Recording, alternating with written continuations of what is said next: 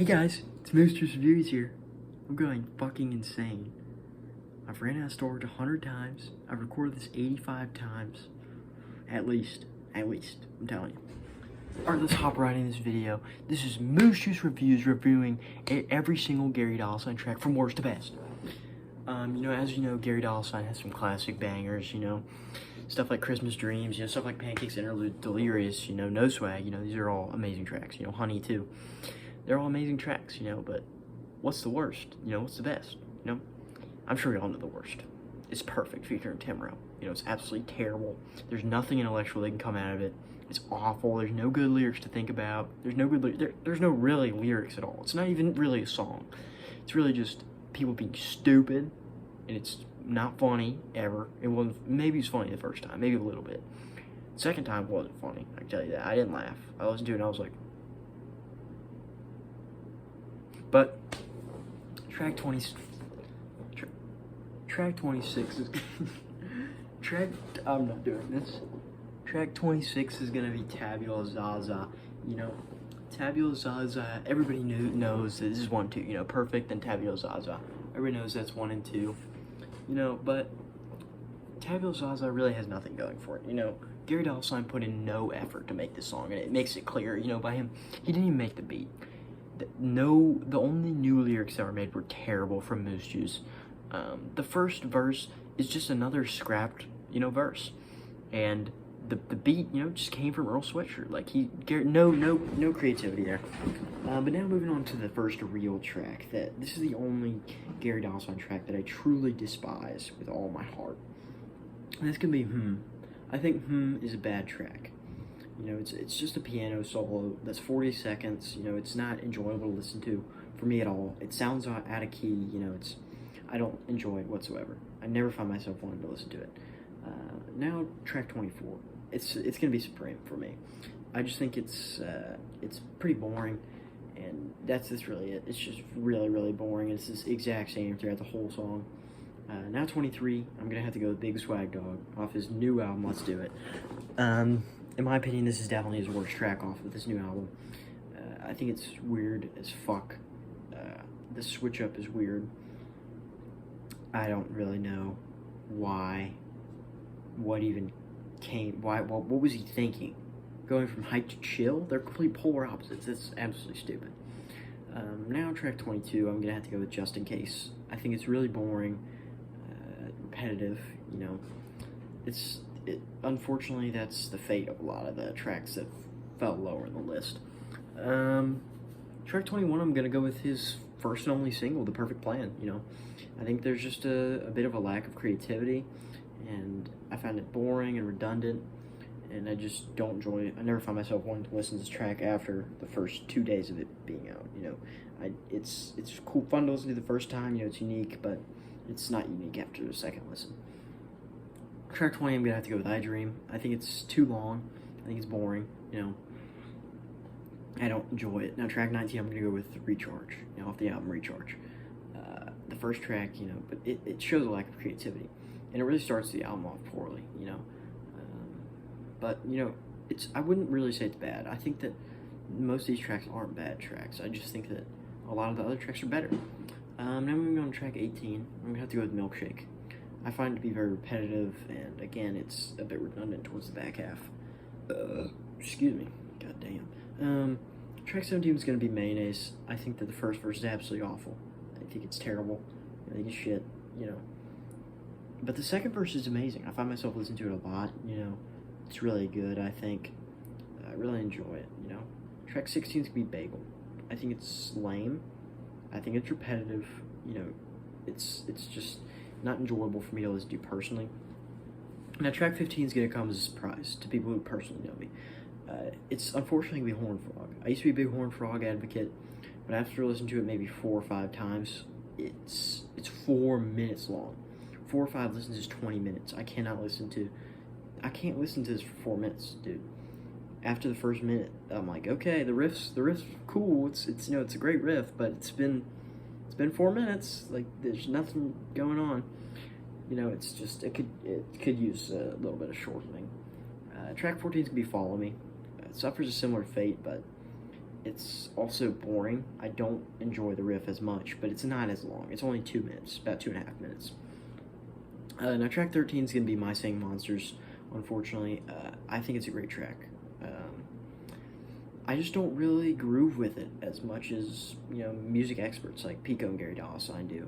Professional music critics, I just really don't groove with it as much as they do. I think it's a great track. I really appreciate it. But I think track 12, Sorry, is a better track. I think it's the only downside with Sorry is it has a bit of a lack of variety. But yeah, track 11 is unfortunately going to be Harbo off his new album. Let's do it. I just think that the beat was stretched on too long with no lyrics. He should have ended it maybe 20 or 30 seconds after the lyrics finished. But yeah, it's still an enjoyable listen. I find myself putting on Harbo, a good few times, every month. I play it maybe at least 3 or 4 times a month. So far, it's been maybe 7 or 8 times, but the album came out this month, this week even. Now moving on to track 10. It's for me, it's gonna be Forest. It's a great track. Perhaps one of his best. Clearly it's top 10 out of 30. It has a similar vibe as tracks like Honey. It just doesn't do it nearly as good as tracks like Honey do. So yeah, I really just don't think it's gonna be in my top 5, in my top 8. Because my number 9 is gonna be Take a Risk, and I think Take a Risk is a better track than Forest. Take a Risk, I think the Garry took a risk here. I think this is, we're starting off with 10 out of 10 tracks, perfect tracks. There's no issues with Take a Risk. I just prefer all these tracks more. I find myself wanting to listen to it more often. Take a Risk is a great track. It's very unique towards the rest of the album, which is something I really enjoy from Garry, getting some variety in there. But yeah, track 8 is going to be Waffle. Now, Waffle previously may have even taken that number 1 spot for me. Now it's in the 8, It's an amazing track. It's kind of just gotten a bit cold on my ears, kind of gotten a bit tired of, but I still love playing it. Like, I'll listen to it and be like, it's a groove, it's an amazing track. I love it. It's not too long either, in my personal opinion. Track 7 is going to be No Swag. I think it's the best Garry track that has lyrics, It's a very enjoyable listen, It doesn't get boring throughout because, it has lyrics, it has interesting lyrics that you think about, Pico, but dang, he's kind of a loser. But yeah, track 6 is going to be Pancakes Interlude. Now, a thing that I absolutely love is it's a minute long. You hear it when you're starting to be like, when you're really starting to, you're enjoying it. You're like, yeah, this is lit.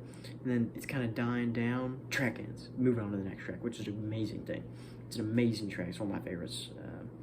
But now starting off the iconic top 5. Here's my top 5 Garry tracks. All these tracks I think are amazing.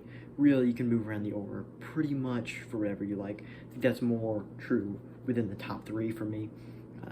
But number 5 for me is going to be Delirious, On first listen of Let's Do It, even on second listen, it was my favorite track. I really, really enjoyed it. I thought it was an amazing track, a lot of creativity, a lot of groove to it. It's a great track, it definitely helps out Perfect featuring Tim Rowe.